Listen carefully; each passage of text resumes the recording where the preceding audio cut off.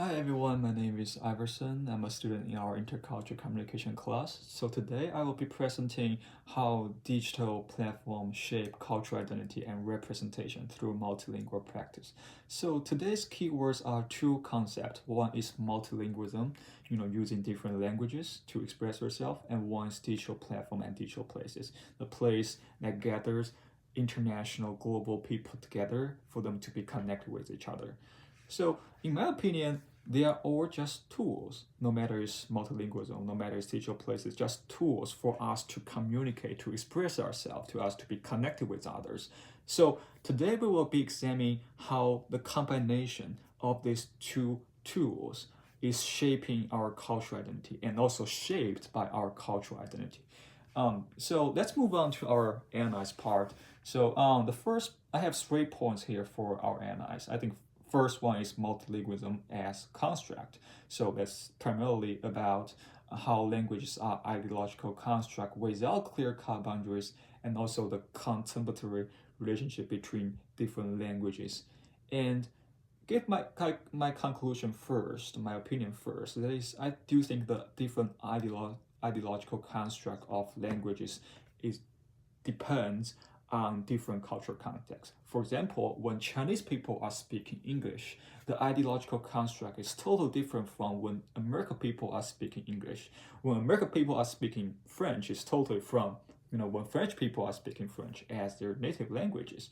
So I'll give you a specific example happened just around me. It happened one of our classmates, Yu Kai, was in our class. So 2 months ago was his 500 days anniversary with his girlfriend. So he posted some stuff online to celebrate their anniversary. So that's the thing he posted online. Some photos, of course, and 500 days. And he says, I love you more than 500 times. And his girlfriend also posted similar things online, says, my perfect match.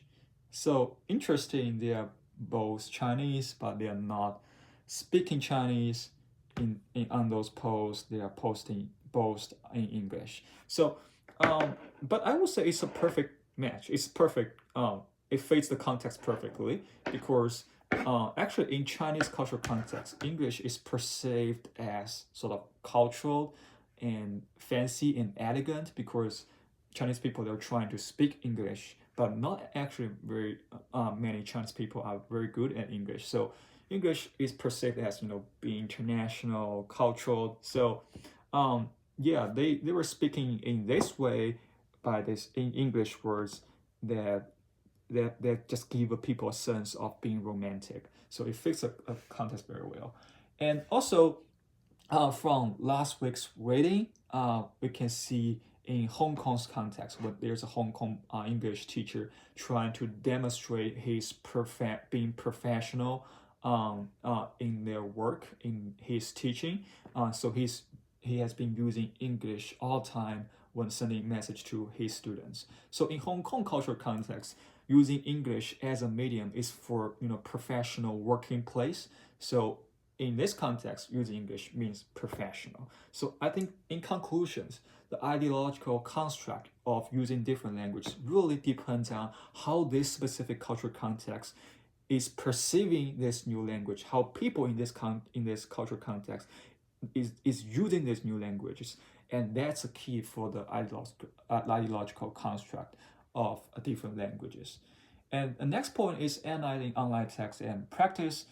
Reflect how social media users draw upon linguistic and multimodal resource, and how those practices are shaped by users' social and linguistic backgrounds, experiences, and beliefs. So I'll give you one of my favorite examples from last week's reading from Lee's article, chapter 4, that is a Hong Kong umbrella protest. That's the political conflict happened in Hong Kong between mainland China, Chinese Communist Party, and Hong Kong people. So Hong Kong people were protesting against mainland China, Chinese Communist Party's control over Hong Kong region. So it's a political conflict between Hong Kong people and Chinese mainland. And Chinese, while they are doing protest, and the Hong Kong people also were posting stuff online. They were posting hashtag use their own language, which is Cantonese, trying to distinguish themselves from being a mainland Chinese. They use a total different words. They use just speak different ways, just intentionally trying to distinguish themselves from mainland China Chinese that they're trying to fit the context that they were protesting against the control over from Chinese Communist Party. So that's the vivid example of how you can use different language to demonstrate your own cultural and national authenticity and identity. And also for me as a Chinese international student studying and living in United States, I also post stuff online on my social media using a combination of Chinese and English. But I wasn't intentionally trying to speak English like this. But just based on my study and living experiences, something is more natural, something is more comfortable for me to speak English, to express myself. So I just do this naturally, but definitely it's shaping my cultural identity and online. It's shaping how people perceive my digital profile and how people perceive my identity online as well as a Chinese international student studying in the United States. And the final point I want to make for analyze is the online multimodal meaning making. So we not only texting online, we're also using images, emojis, and videos and memes in addition to those merely linguistic codes. So, but those images, means those non-words content that also have really strong cultural and linguistic implications. So I can show you the means I will be using online on Chinese social media app like this. You can see some cute Chinese some characteristic figures from Chinese cartoon. I would say they are all famous. They are known by Chinese people, and so that's why they are pretty. Those memes are pretty famous and popular in China. And you can also see there's some Chinese text on those memes as well.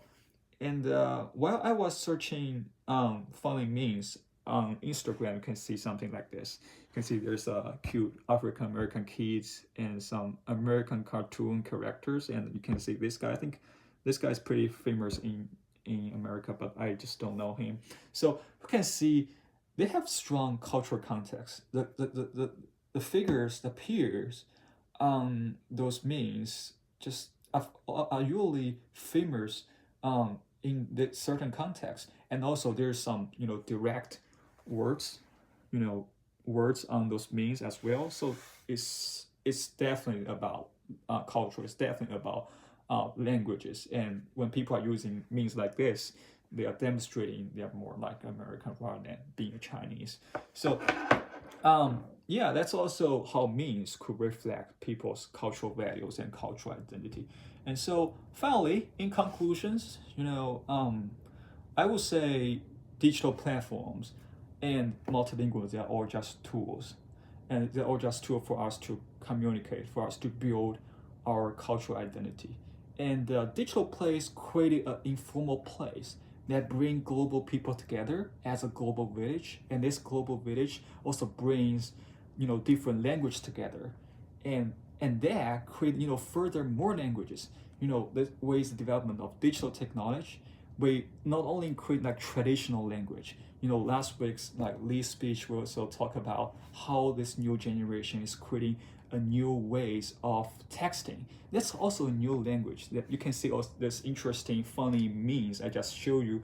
They're also a new ways of communicating. They're also a new language. So they're not only creating traditional sense of language, they're also creating new ways of communicating. And I believe as digital technologies continually evolving, there will be more and more those new ways of language being created. And those language, they are not only shaping people's cultural identity, they are also shaped by people's cultural and linguistic identity. And usually they apply to certain groups. For me as a Chinese national student, I can understand certain languages, but I cannot understand it all. So it will be interesting to see how this will be developed as digital technology as linguistic is developing as well. Thank you for listening.